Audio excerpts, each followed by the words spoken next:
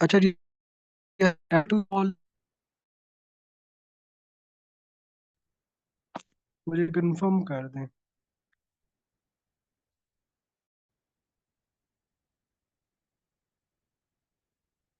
Okay okay okay.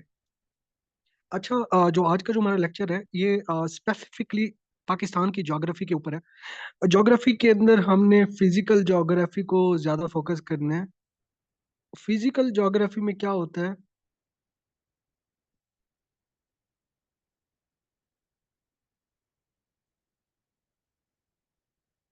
Physical geography में आपका जो कंट्री के अंदर जो इंफ्रास्ट्रक्चर होता है उसके अंदर लैंड आ जाती है आपकी, आपके रिवर्स आ जाते हैं, आपके डैम्स आ जाते हैं। मतलब इस तरह की जो चीजें होती है उनको फिजिकल ज्योग्राफी के अंदर हम देखते हैं। इसमें पीपीएससी अक्सर पूछ लेता है कि फलाना रिवर है पाकिस्तान का, वो कितना बड़ा रिवर है, उसकी लेंथ क्या है, और वो कौन से इलाके में आके कहाँ पे मिलता है और कहाँ से ओरिजिनेट होता है। और इसमें लेक्स के बारे में पूछता है कि पाकिस्तान में नेचुरल लेक कौन सी है। आइलैंड के बारे में पूछता है, पोर्ट्स के बारे में पूछता है, डैम्स हो गए, इसके अलावा बैराजेस हो गए, पासेस हो गए। इस तरह की जो सारी चीजें होती है फिजिकल ज्योग्राफी के अंदर आती हैं। अगर हम पाकिस्तान के पॉलिटिकल मैप को देखें तो पॉलिटिकल मैप पाकिस्तान का इस तरह आपको नजर आएगा।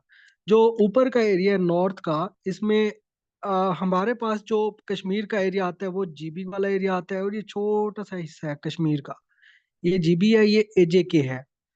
ये जीबी हो गया, ये एजेके हो गया। और ये वाला जो हिस्सा है ना आपका, ये वाला हिस्सा आपका आईओके है, इंडियन ऑक्युपाइड कश्मीर। कौन सा इलाका है जी? आईओके। अब इंडियन ऑक्युपाइड कश्मीर ये है इंडिया के पास। अब हम क्या करेंगे, ये वाला बॉर्डर ओपन रखते हैं हम हमारे पॉलिटिकल मैप के जरिए ना, क्योंकि हम ये शो कराते हैं ये सारा कश्मीर पाकिस्तान इसको कंट्रोल करना चाहता है, पाकिस्तान इसको अपना मानता है हिस्सा, और यूनाइटेड नेशन में पाकिस्तान ये नक्शा दिया हुआ है। तो इसका मकसद ये है। हालांकि हमारे पास जो फिजिकली देखा जाए तो फिजिकली हमारे पास छोटा सा पार्ट है इतना तक। ठीक है। तो इसमें चार कंट्रीज आते हैं, चार साइडों से हम घिरे हुए हैं। नंबर वन अगर देखिए वेस्टर्न बॉर्डर को, तो वेस्टर्न बॉर्डर में हमारे पास अफगानिस्तान है। सिंपल सी चीज है। मैंने पहले कहा था आपने जब भी देखना है नक्शे को इस तरह करके देखना है तो आपको आ जाएगी। तो वेस्ट में आपका अफगानिस्तान है, ईस्ट में आपका इंडिया है, और नॉर्थ ईस्ट के अंदर देखें, नॉर्थ ईस्ट के अंदर अक्सर नॉर्थ पूछ लेते हैं कि नॉर्थ के अंदर क्या है। तो नॉर्थ के अंदर डायरेक्ट आपको चाइना नहीं मिलेगा, आपको नॉर्थ ईस्ट में जाना पड़ेगा, यानी कि ये नॉर्थ है। नॉर्थ और ईस्ट के दरमियान जो इलाका कहलाता है वो उसको नॉर्थ ईस्ट कहते हैं। इसी तरह अगर साउथ के अंदर आ जाए तो साउथ में डायरेक्ट आपको समंदर मिलेगा। क्या मिलेगा? समंदर, जिसको अरेबियन सी कहते हैं। क्या कहते हैं जी? अरेबियन सी। इसी तरह साउथ और वेस्ट के इलाके में कौन सा आपका बॉर्डर मिलता है?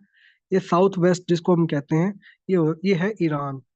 तो आपको कितने बॉर्डर लगे जी? ईरान का, अफगानिस्तान का, चाइना का, और इंडिया का। अब इसमें पूछा जाता है सबसे बड़ा बॉर्डर कौन सा है आपका, तो वो इंडिया का बॉर्डर है, लार्जेस्ट बॉर्डर। सबसे स्मॉलेस्ट आपका चाइना का है। ठीक है। पहले इंडिया का लार्जेस्ट है, फिर नंबर टू पे अफगानिस्तान, फिर ईरान, फिर उसके बाद चाइना। अगर हमसे पूछ ले कि पाकिस्तान का जो समंदर है वो उसकी कोस्टल लाइन कितनी है, कोस्टल लाइन आपको पता होना चाहिए 1046 किलोमीटर की है, जो कि बलूचिस्तान से निकलती है, सिंध पे आके खत्म होती है। तो इसको भी हम फिजिकली नक्शे के ऊपर बैठ के देखते हैं आगे जाके।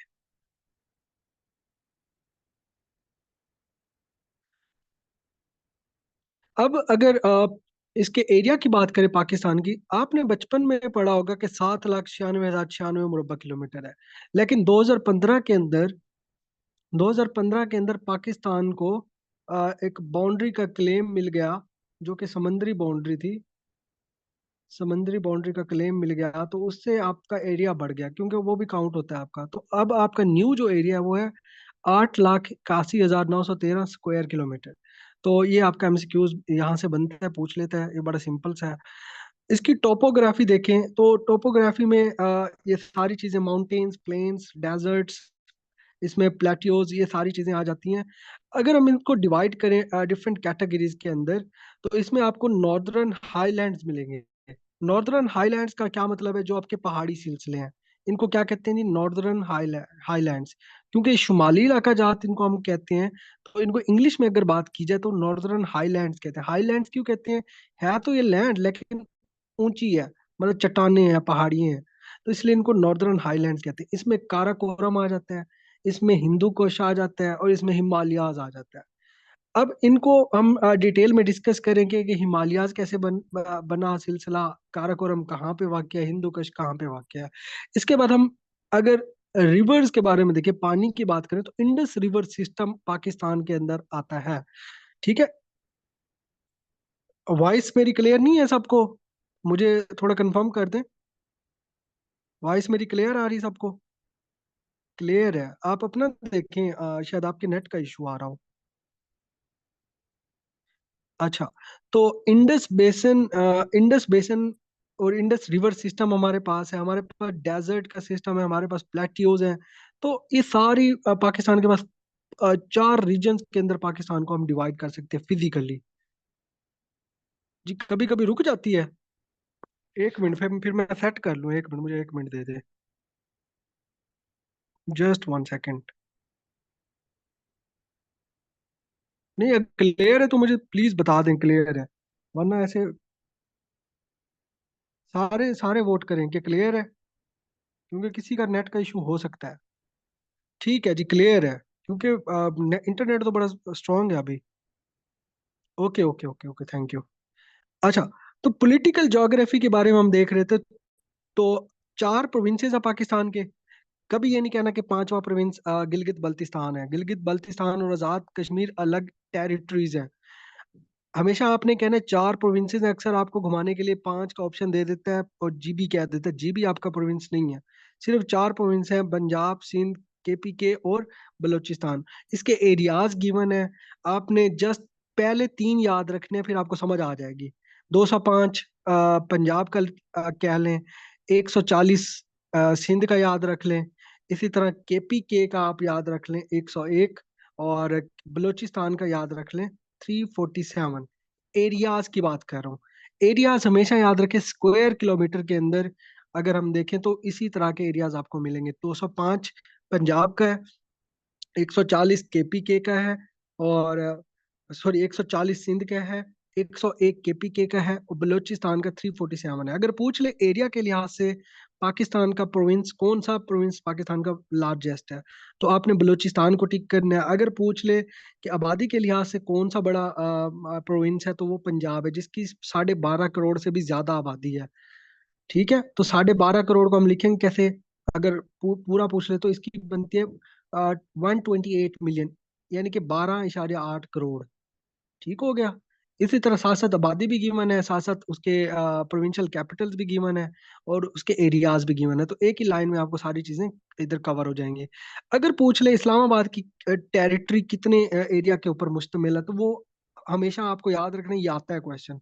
906 स्क्वायर किलोमीटर के ऊपर है मुश्तमिल इस्लामाबाद का जो एरिया है। उसकी पॉपुलेशन अगर 2024 के हिसाब से देखें तो 20 लाख है, 2 मिलियन है।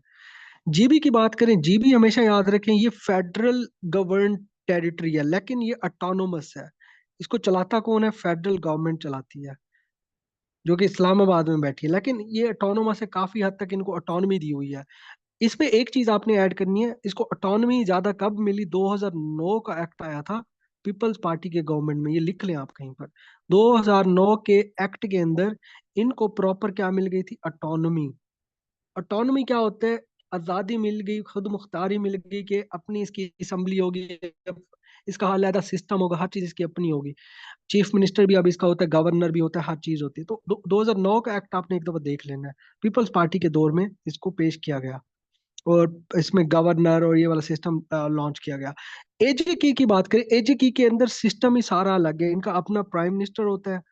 आपने रिसेंट देख लेना, रिसेंट कौन है? इनका अपना प्रेसिडेंट होता है, अपनी इनकी सुप्रीम कोर्ट होती है।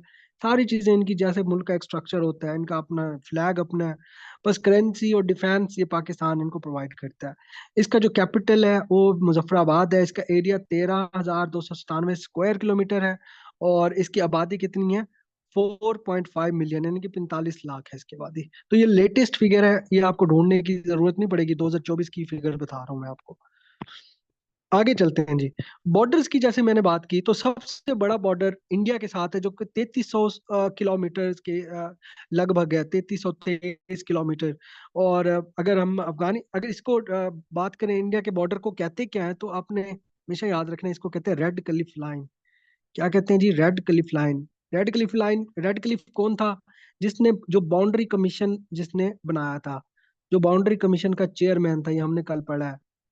बाउंड्री कमीशन क्या था? जब भी पाकिस्तान आजाद होने लगा था, आ, इंडिया और पाकिस्तान डिवाइड होने लगे थे, तो उनके दरमियान एक लाइन खींची गई, उसको रेड क्लिफ लाइन कहा गया। वो कितने मीटर लंबी लाइन थी? 3323 किलोमीटर। अफगानिस्तान की बात करें, अफगानिस्तान और पाकिस्तान के बॉर्डर को कहते हैं ड्यूरेंट लाइन। क्या कहते हैं जी? Durand line. और इसकी लेंथ कितनी है? 2640 किलोमीटर, सेकंड लार्जेस्ट बॉर्डर है। अगर हम ईरान की बात करें, तो ईरान के बॉर्डर की लेंथ पाकिस्तान के साथ कितनी है? 909 किलोमीटर। अगर चाइना की बात करें, तो लगभग 600 किलोमीटर है, 596 किलोमीटर इसको कहते हैं जी। वो डिस्ट्रिक्ट का मैं अलग से डाटा दूंगा, डिस्ट्रिक्ट क्योंकि चेंज हुए हैं अभी, डिस्ट्रिक्ट काफी चेंज हुए, मैं इसके अंदर आपको ऐड करके दूंगा। अच्छा, कोस्ट लाइन पाकिस्तान की कितनी है? इसको अरेबियन ओशन के साथ इसकी कोस्ट लाइन मिलती है, जो कि 1046 किलोमीटर है। तो यहाँ से क्वेश्चन एक आध एमसीक्यूज बन जाता है। अच्छा, माउंटेन्स की तरफ आते हैं जी। पहले तो आपको एक फैक्ट याद आना चाहिए, एक फैक्ट आपको पता होना चाहिए कि पाकिस्तान के अलावा अगर बात करें, दुनिया के अंदर टोटल 14 माउंटेन पीक्स हैं, जिनकी जो लंबाई है वो है 8000 मीटर, यानी कि 14 ऐसी पहाड़ियां हैं, 14 ऐसी पहाड़ियां हैं जिनकी लंबाई से ज्यादा। अब उन 14 में से 5 किसके पास हैं? पाकिस्तान के पास। इट मीन्स 14 जो पहाड़ियां हैं, उनकी जो लेंथ है, लंबाई है, वो 8000 मीटर से ज्यादा है। और उन 14 में से 5 की जो 5 चोटियां, वो कहाँ पे हैं? पाकिस्तान के अंदर मौजूद है। अब वो पाकिस्तान के अंदर जो 5 चोटी हैं, वो डिफरेंट सिलसिलों के अंदर बटी हुई हैं। यानी कि अगर मैं बात करूं सिंपल तरीके से, तो 3 मेजर सिलसिले हैं पहाड़ियों के। अब वो कौन से सिलसिले हैं, वो मैं आपको अगली स्लाइड में आपको दिखाना चाहूंगा। तो हम इसको 3 हिस्सों में डिवाइड कर सकते हैं। अगर मैं पाकिस्तान का मैप इधर बनाना चाहूँ, तो फॉर एग्जांपल, ये आपका है जीबी का एरिया, जीबी और कश्मीर। मैं इसको ही देखता हूँ, जीबी और कश्मीर को। अब में ये टॉप का जो एरिया नजर आ रहा होगा ग्रीन कलर का, ये टॉप का एरिया है, जो कि चाइना के साथ भी इसका बॉर्डर मिलता है। इसको काराकोरम रेंज कहते हैं। क्या कहते हैं जी? काराकोरम। इसके अलावा इससे नीचे आ जाए साउथ के अंदर,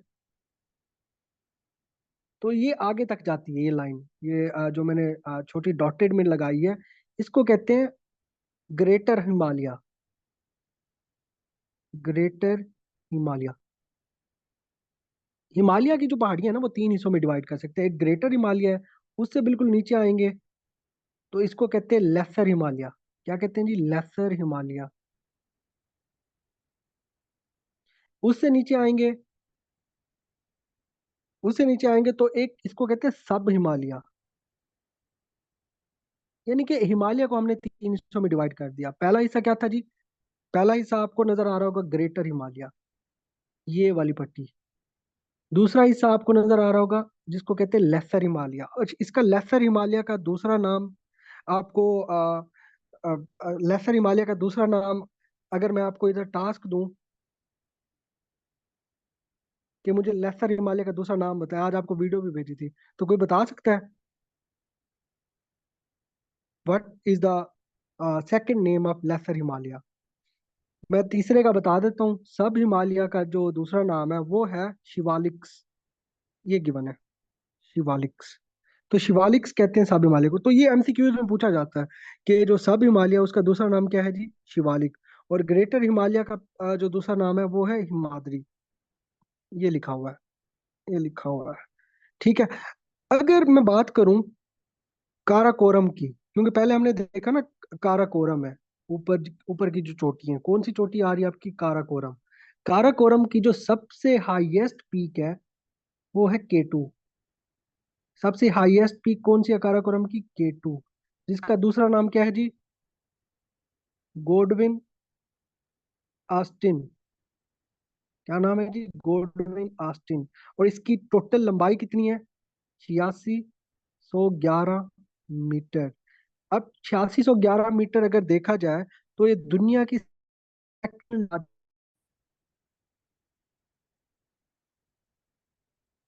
पहाड़ी सिलसिला, सेकंड लार्जेस्ट चोटी आपको मिलेगी, माउंटेन पीक। किसके बाद पहली कौन सी है? पहली आपको मिलेगी माउंट एवरेस्ट। कौन सी मिलेगी? माउंट एवरेस्ट, जो कि हिमालय की पहली चोटी है, दुनिया की नंबर 1 चोटी है, और लेंथ है जिसकी लेंथ है 8848 मीटर।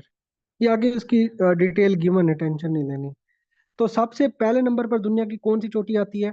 वो आती है माउंट एवरेस्ट। माउंट एवरेस्ट किस किस के दरमियान है? चीन और नेपाल के दरमियान है। चीन का जो तिब्बत का इलाका है वो ऑटोनोमस रीजन है तिब्बत का। तिब्बत और नेपाल के दरमियान जो पहाड़ी सिलसिला है, जो कि हिमालय का ही पहाड़ी सिलसिला है, और उसकी जो नंबर 1 चोटी है, दुनिया की नंबर 1 चोटी कहलाती है, उसको हम माउंट एवरेस्ट कहते हैं। और उसकी लंबाई कितनी है? 88 88 मीटर। नंबर 2 पे आपकी K2 आती है, जो कि आपके काराकोरम रेंज जो पाकिस्तान और चाइना के दरमियान आती है। तो ये आपने दो चीजें याद रखनी है। अगर हम अफगानिस्तान वाली साइड पर हैं, वेस्ट में चले जाएं, यानी कि यहाँ पे चित्राल है KPK का, और हम अफगानिस्तान के अंदर चले जाते हैं, तो इधर सिलसिला शुरू होता है हिंदू कुश माउंटेन्स का। हिंदू कुश माउंटेन्स। अब ये हिंदू कुश नाम किसने दिया? ये ग्रीक्स ने दिया था। जब अलेक्जेंडर आया था, सिकंदर आजम, तो उसने यहाँ से गुलाम बनाए, लोगों को गुलाम बनाया। यहाँ पे हिंदू मेजोरिटी थी ना, आपको पता है। उस वक्त तो हिंदुइज्म बहुत पुराना मजहब है। तो उन्होंने गुलाम बना के ये इनको लेके जाते थे। तो इधर ये किलर माउंटेन्स है, ऐसे समझ लें, यहाँ पर इनकी डेथ हो जाती थी, मौत हो जाती थी। तो हिंदू कुश कहते हैं डेथ ऑफ हिंदूज। तो उधर जाके इनकी मौत हो जाती थी, इसलिए वहां से ये सिलसिले का नाम पड़ा हिंदू कुश। ठीक है। तो हिंदू कुश की जो आप सबसे बड़ी चोटी है वो है तिरचमेर। क्या नाम है उसका? तिरचमेर। तिरचमेर की जो लंबाई है, कोई बता सकता है कितनी है तिरचमेर की? कोई बता सकता है? क्या यही है? थोड़ा साथ दिया करें ना आप भी। हाँ। क्या है? तिरचमेर की क्या है जी?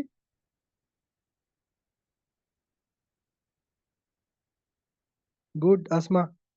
ये इस तिरचमेर की नहीं है, ये है आपको मिलेगी नांगा पर्वत की। और नांगा पर्वत किसका पार्ट है? तो बता सकते हैं नांगा पर्वत?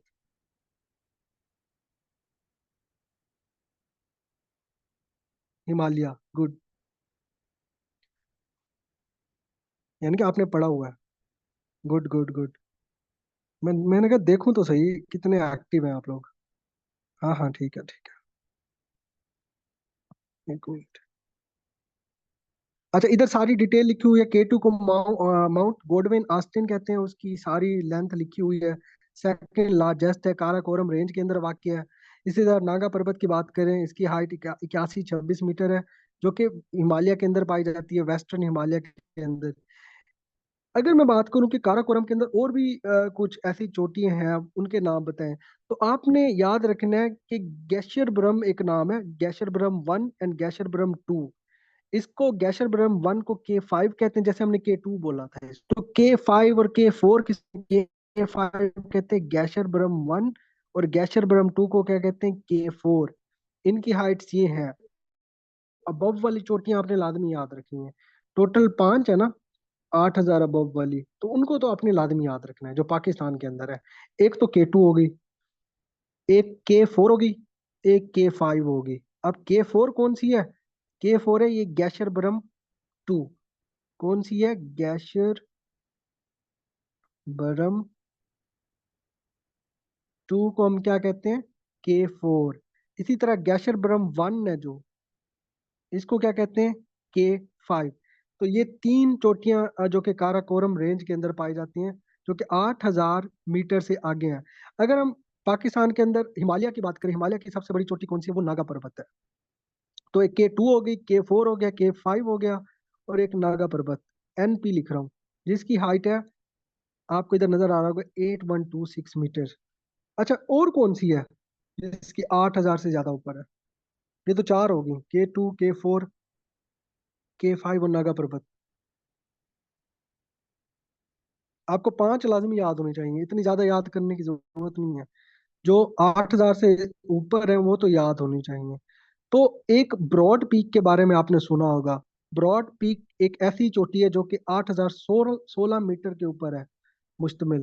तो ये पहले 5 नंबर पे आपको चोटियां मिलेंगी, जो जिनकी लेंथ भी लिखी हुई है, उसका लार्जेस्ट स्मॉल है सारा दिया हुआ है। ये टोटल पाकिस्तान के अंदर मौजूद है। ठीक हो गया।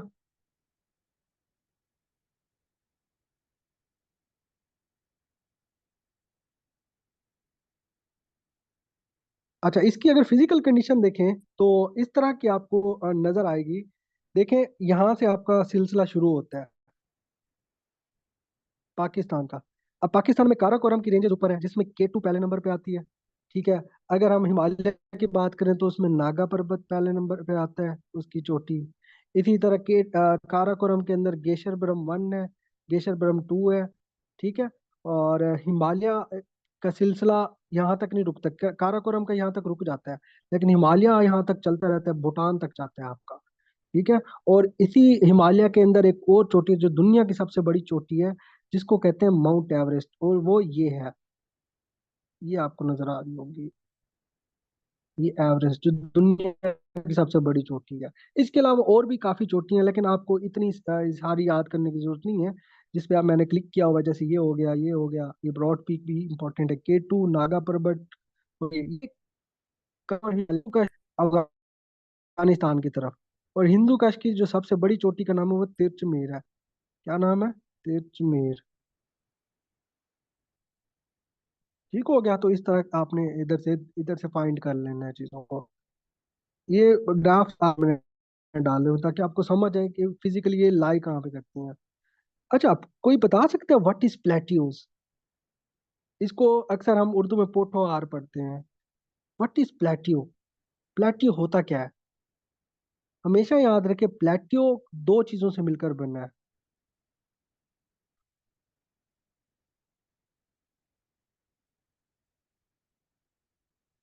जब हम पहाड़ियों आपस में, तो उसको क्या कहते हैं? प्लेट्यूस। ये नहीं कि होता हुआ मैदान है, लेकिन उसके ऊपर वो चटियल नहीं होता, वो उसके ऊपर पहाड़ियां बनी होती हैं। तो छोटी छोटी पहाड़ियां जिसके ऊपर बनी हो लेकिन मैदान, तो उसको क्या कहते हैं? प्लेट्यूस। सिंपल, यानी कि बड़ी चोटी ना हो, छोटी छोटी चोटी हो, और वो प्लेन के ऊपर हो, मैदान के ऊपर हो, तो उसको प्लेट्यू कहते हैं, सिंपल। तो आपने पढ़ा था पोठोहार प्लेट्यू है। और पोठोहार की प्लेट्यू को आपने उसकी लोकेशन याद रखनी है। ये नॉर्दर्न पंजाब में वाक़ है, जो कि रकवाल अटक के डिस्ट्रिक्ट तक लाई करता है। तरफ बलोचिस्तान का प्लेट्यू है। ये बहुत बड़ा प्लेट्यू है पाकिस्तान की वेस्ट की साइड पर। इसके अंदर कीर्थर की रेंजेस आ जाती हैं, कोई सुलेमान आ जाता है। कीर्थर और कोई सुलेमान, कीर्थर की रेंजेस आपको पता है कहाँ पर वाक़ है? सिंध और बलूचिस्तान के बॉर्डर के ऊपर वाक़ है। यानी कि यहाँ बलूचिस्तान है और यहाँ सिंध है, तो उसके दरमियान जो बॉर्डर लाई करते हैं, वो पहाड़ियों के दरमियान ढका हुआ है, जिसको कीर्थर रेंजेस कहते हैं। इसी तरह कोहे सुलेमान की बात करें, कोहे सुलेमान का कुछ एरिया KPK के बॉर्डर से आता है, फिर बलूचिस्तान, बलूचिस्तान और पंजाब के बॉर्डर के ऊपर इसका है कुछ एरिया। तो कोहे सुलेमान, तो कोहे सुलेमान और कीर्थर के दरमियान वाले इलाके को बलूचिस्तान में ज्यादातर लाई करता है, उसको बलूचिस्तान प्लेट्यू कहते हैं। इस तरह कलात प्लेट्यू है जो कि बलूचिस्तान के अंदर ही वाक़ है। और साकिसर प्लेट्यू है जो कि साल्ट रेंज के अंदर वाक़ है। साल्ट रेंज कहाँ पे है? साल्ट रेंज पंजाब के अंदर ही है, जो कि नॉर्दर्न पंजाब के अंदर पाई जाती है, जेहलम का उसके अंदर एरिया आता है काफी। ठीक हो गया। डेजर्ट्स की बात करें तो हमेशा याद रखें, अगर मैं इसको नक्शे पे दिखा दूं आपको तो बड़ी आसानी होगी आपके लिए। हाँ, गुड। तो चार किस्म के डेजर्ट हैं। इधर अगर देखें ना, नंबर भी गिवन है, उसके कलर्स भी गिवन है। ये देखें, जो ये पहला कलर आपको दिया होगा, ये थर का डेजर्ट है। येलो कलर का जो चोलिस्तान है, जो आपको ऑरेंज कलर का नजर आ रहा होगा, वो थल का डिस्ट्रिक्ट का डेजर्ट है। और जो आपको चॉकलेट कलर का नजर आ रहा होगा, वो खारान है। अब इसके अंदर अगर देखें तो एक जो थर थर का डेजर्ट है ना, इसको खाली थर नहीं कहते, इसको ग्रेटर थर डेजर्ट कहते हैं। क्या कहते हैं? थर को ग्रेट कहते हैं। क्यों? क्योंकि इसका काफी सारा एरिया इंडिया के थर के इलाके में भी पाया जाता है, जिसको राजस्थान कहते हैं। पाकिस्तान में इसको थर कहते हैं उस इलाके को, और इंडिया में उसको राजस्थान कहते हैं, जहाँ पे ज्यादा राजपूत बैठे हैं। तो ये पूरा अगर मिला दिया जाए, ये रेड कलर को भी इसके साथ मिला दिया जाए, क्योंकि बॉर्डर वाइड हो गया था, तो ये इनके पास चला गया था। तो हालांकि अभी भी ये डेजर्ट ही है, इसको अगर कंप्लीट करें तो इस तरह बनेगा ये हमारे पास। तो ये टोटल आपका क्या बनता है, एक ग्रेटर थर्ड डेजर्ट। अब थर्ड डेजर्ट आपको, जी केपी के अंदर कोई डेजर्ट नहीं है। अच्छा, थर्ड डेजर्ट आपको यहाँ पे मिलेगा, इसको मैं रिमूव कर रहा हूँ। सिंध के अंदर आपको कौन सा डेजर्ट मिलेगा, ये सारा थर मिलेगा। अगर थर को, अगर मैं ज्यादा इसको एक्सपेंड करना चाहूँ तो थोड़ा सा पार्ट थर का ऊपर चला जाता है, जिसको रोही कहते हैं, और इसको चोलिस्तान का डेजर्ट भी कहते हैं। क्या कहते हैं? चोलिस्तान। और इसको रोही भी कहते हैं लोकल लैंग्वेज के अंदर। अगर हम ऑरेंज कलर की बात करें, जो कि पंजाब झेलम से स्टार्ट होता है, मियाँ वाली, मुजफ्फरगढ़, ये सारा इलाका कवर करता है। ये कौन सा इलाका, डिस्ट्रिक्ट है, डेजर्ट है? थल डेजर्ट है। थल डेजर्ट, ये इस तरह पूछता है कि थल डेजर्ट कहाँ पे वाक़, पंजाब, सिंध, बलोचिस्तान, तो आपने पंजाब को टिक कर देना है। सर चोलिस्तान का पूछ ले तो बहावलपुर का ज्यादातर एरिया आ जाता है, उसका दूसरा नाम रोही भी है। तो ये आपको चोलिस्तान भी आपको पंजाब के अंदर मिलेगा, थर आपको सिंध के अंदर मिलेगा। हाँ, एक डेजर्ट आपको मिलेगा, खारान डेजर्ट। तो खारान डेजर्ट आपको बलूचिस्तान के अंदर मिलेगा। ठीक हो गया। मैं पीछे थोड़ा जाता हूँ। तो इसकी एरियाज और लेंथ वगैरह गिवन है, इसके एरियाज भी गिवन है। देखें, 2000 स्क्वायर किलोमीटर आपका थर्ड डेजर्ट का इलाका है, और ये सिंध के अंदर है। चोलिस्तान का 16,000 स्क्वायर, सॉरी, ये 200, यानी कि 2 लाख स्क्वायर किलोमीटर है, और ये 16,000 स्क्वायर किलोमीटर है। और जहाँ पर जीप रैली भी होती है चोलिस्तान के अंदर, चोलिस्तान रैली होती है, जीप रैली। तो आपको अगर पूछ ले कि चोलिस्तान के अंदर जीप रैली होती है हर साल, तो वो आपने चोलिस्तान को ही टिक करना है। खारान डेजर्ट 48,000 स्क्वायर किलोमीटर का है। इसी तरह थल का इधर नहीं लिखा हुआ, पता नहीं क्यों मिस हो गया है, मुझसे मिस हो गया होगा। लेकिन एरियाज आपने याद रखना है, खुशाब, मियाँ वाली, लिया, जंग, इसमें मुजफ्फरगढ़ का एरिया भी कुछ आता है। ठीक हो गया।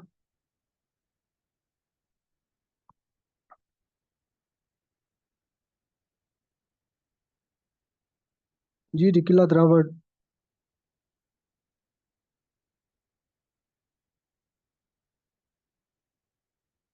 अच्छा, रिवर्स की बात करते हैं, ये रिवर्स बहुत इंपॉर्टेंट है, मैं पहले आपको मैप में दिखा देता हूँ। हाँ, ये इंडस रिवर सिस्टम को अगर समझें तो इतना आसान है समझना, बच्चे इसमें कंफ्यूज हो जाते हैं। मैं इसको स्टार्ट करता हूँ तिब्बत से। देखो, फॉर एग्जाम्पल आप समझ लो ये तिब्बत है, ये मैं टी नाम लेता हूँ, तिब्बत। तो तिब्बत के अंदर एक लेक है, एक लेक है जिसका नाम है लेक मानसरोवर। अब सर्वर से याद रखना है, मानसरोवर। यहाँ से एक दरिया निकलता है जिसको कहते हैं जी इंडस रिवर। ये आपको यहाँ से निकलेगा, इंडियन ऑक्युपाइड कश्मीर में जाएगा, फिर गिलगित बल्तिस्तान में जाएगा, फिर केपी में जाएगा, केपी और पंजाब के बॉर्डर से होता हुआ ये सिंध में आएगा, और सिंध में आके अरेबियन सी के अंदर गिर जाएगा। अब ये अपने बच्चे पैदा करता है, ऐसे समझ लें, ट्रिब्यूटरीज पैदा करता है। एक ट्रिब्यूटरी इसके कौन कौन से हैं ये देखें, ये सतलुज यहाँ से निकल रहा है जो कि इंडिया के अंदर चला जाता है, इसलिए सतलुज इंडिया का पार्ट है। एक ट्रिब्यूटरी निकलता है, आपको चिनाब नजर आएगा, ये है चिनाब। एक ट्रिब्यूटरी इसका झेलम है, यहाँ से निकलता है, यानी कि अब इसके इसके ही बच्चे हैं सारे। रावी भी यहीं से निकलता है, ये रावी निकल रहा है, लेकिन जाता है इंडिया के पंजाब के अंदर, याद रखें, सतलुज भी इंडियन पंजाब के अंदर जाता है। इसी तरह ब्यास, ये लिखा हुआ है, ब्यास भी इंडियन पंजाब से होकर जाता है। इसलिए सतलुज, रावी एंड ब्यास किसको दिया गया, इंडिया को, इनको कहते हैं ईस्टर्न रिवर्स। आपने इंडस वाटर ट्रीटी पढ़ी होगी, IWT, 1960 के अंदर कराची के अंदर IWT हुई थी, Indus water treaty, between the prime minister of India Jawaharlal Nehru और प्रेसिडेंट ऑफ पाकिस्तान अयूब खान। 19 सितंबर 1960 के अंदर आपको इंडस वाटर ट्रीटी मिलेगी, जिसमें ये वाले दरिया मैं क्लियर करके दिखा देता हूँ, सतलुज, बियास, रावी, तीन को मिल गए, इंडिया को मिल गया। और हमें कौन से मिले, क्योंकि इस नेचुरल फ्लो भी हमारे पास आता है। चिनाब वाला आ गया, ये झेलम आ गया, इसी तरह इंडस जो सबका फादर है, जो कि यहाँ से इधर निकलता है। अब इसमें पहले झेलम और चनाब मिलते हैं यहाँ पे आके, फिर रावी आगे जाके मिल जाते हैं, सतलुज आके जाके मिल जाता है। तो ये जब पांच के पांच दरिया आके मिलते हैं यहाँ पर, इसको कहते हैं हेड पांजनद। पांजनद ये आपको साउथ पंजाब के अंदर मिलेगा, जहाँ पर ये पांच दरिया आकर मिलते हैं। इसी तरह ये सारे इधर आके एक इस मकाम के ऊपर आपको नजर आएंगे, ये सिंध के अंदर एंटर हो जाते हैं। कहाँ एंटर हो जाते हैं? सिंध के अंदर। तो इस सारे सिस्टम को क्या कहते हैं? Indus river system, IRS, Indus river system. इसके दूसरे ट्रिब्यूटरीज भी हैं जो कि इंडस के अंदर शामिल हो जाते हैं, मैं उनको और कलर में शो करा देता हूँ। फॉर एग्जाम्पल मैं अगर बात करूँ अफगानिस्तान से आने वाले दरिया, अफगानिस्तान से आने वाले दरिया में सबसे पहला जो है वो है काबुल रिवर। फिर KPK से एक और रिवर निकलता है, वो है सवात। और अफगानिस्तान से ही निकलता है कुनार रिवर। इस तरह कुरम, इस तरह तोची, इस तरह गोमल, जो कि पाकिस्तान के अंदर, इसी तरह जोब रिवर, ये जो इंडस रिवर को टच करते हैं। इस तरह कुंदार रिवर, ये सारे लिखे हुए हैं टोटल अगर आप देख लें। काबुल से सिलसिला शुरू होता है, सवात, कुनार, कुरम, तोची, गोमल, जोहब। ये सारे रिवर किस में आके मिल जाते हैं? ये जा रहा है, इनका फादर ऐसे समझ लें, ये टोटल जा रहा है, ये इंडस रिवर। तो इनको आके मिल जाते हैं, इसलिए इनके ट्रिब्यूटरीज कहलाते हैं। नहीं नहीं, निकलते नहीं है इंडस से, इंडस में आके मिलते हैं। इसलिए मैंने को अलग कलर में लिखा है, इंडस में आके मिल जाते हैं। इनका फ्लो अफगानिस्तान से और बलूचिस्तान से आता है, तो ये इंडस में आके मिल जाते हैं। ठीक हो गया। तो पांचनद में पांच दरिया आके मिलते हैं।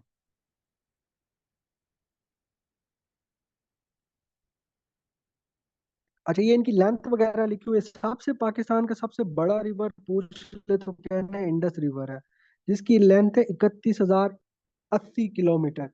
और ये तिब्बत से ओरिजिनेट होता है, ये देखें ये लिखा हुआ है, मानसरोवर लेक से निकलता है। और ये IOK में जाता है, आजाद जम्मू एंड कश्मीर में नहीं जाता ये रिवर, याद रखना है। ये IOK में जाता है, IOK से सीधा GB, GB से KPK। और मैं इधर लिख देता हूँ, ये तिब्बत से निकलता है, T से लिख रहा हूँ, तिब्बत से निकलता है IOK, Indian occupied Kashmir. AJK में नहीं जाता, GB आता है, GB से होता हुआ KPK, KPK और पंजाब के बॉर्डर से होता हुआ ये पंजाब में एंटर होता है। और पंजाब में ये मिलता है हड पांजनत के मकाम पर। उधर से निकलता है सीधा, ये सिंध के अंदर चला जाता है, जो कि आगे जाके समंदर के अंदर, सी के अंदर या ओशन के अंदर गिर जाता है। ठीक हो गया। तो इस तरह ये चलता है। अब इसी के बच्चे होते हैं सारे, इसमें झेलम हो गया, चिनाब हो गया, रावी हो गया, सतलुज हो गया, ब्यास हो गया, सारे इसी के ट्रिब्यूटरीज हैं। क्या है जी? ट्रिब्यूटरीज। इसी तरह झेलम रिवर आ जाता है। झेलम रिवर ये IOK से ही निकलता है, इंडियन ऑक्युपाइड कश्मीर से ही निकलता है, जो कि पाकिस्तान के अंदर आता है। और चिनाब रिवर को आगे जाके ज्वाइन करते हैं। इससे चिनाब रिवर जो कि है, और आपको ये आजाद कश्मीर से होता हुआ ये निकल के आता है आपके पंजाब के अंदर। सर रावी की बात करें, रावी का जो ओरिजिनेशन है, ये होता तो इंडस रिवर से है, लेकिन ये आके निकलता है इंडियन पंजाब से। पंजाब से होता हुआ ये लाहौर यानी कि पाकिस्तानी पंजाब में एंटर होता है, वहां क्या कि सूख जाता है, क्योंकि वहां पर इन्होंने अपने वो बनाए हुए हैं कैनाल्स एंड ऑल दैट, अपनी चीजें बनाई हुई हैं जो इसके फ्लो को रोक लेती हैं। सतलुज रिवर ये भी आपके तिब्बत से ही ओरिजिनेट होता है, यानी कि इंडस रिवर का ट्रिब्यूटरी है, और इंडिया के अंदर आता है, फिर इंडिया से पाकिस्तान में ये फ्लो कर जाता है। अब सारी दरिया पाकिस्तान में ही क्यों फ्लो कर रहे हैं, कभी सोचा आपने? इंडिया है अपर राइपेरियन। इंडिया कौन सा कंट्री है? Upper riparian. ये भी हमसे कुछ पूछा जा सकता है। अपर राइपेरियन क्या होता है? यानी कि ऊंचा इलाका है, जहां से दरिया तो फ्लो करके आते हैं लेकिन उधर रुकते नहीं है, क्योंकि पाकिस्तान क्या है? लोअर राइपेरियन है, लोअर राइपेरियन। इसलिए सारा फ्लो किसके पास होता है? पाकिस्तान के पास। इसलिए सैलाब भी हमारे पास आते हैं और हम इसको सेव नहीं कर पाते और समंदर में गिर जाता है। ये आपने क्या क्वेश्चन पूछा? ओके। काबुल रिवर का हमेशा पूछता है। काबुल रिवर अफगानिस्तान से ओरिजिनेट होता है और KPK के जरिए से निकल कर ये इंडस रिवर में जम हो जाता है। और ये पूछ सकता है किस मकाम पर जम होता है, तो अटक के मकाम पर। अटक के मकाम पर क्या होता है? Kabul river meets Indus river. ठीक हो गया, ये एमसीक्यूज में पूछा जा सकता है। अटक के मकाम पर काबुल का जो दरिया है वो इंडस रिवर पर मिल जाता है।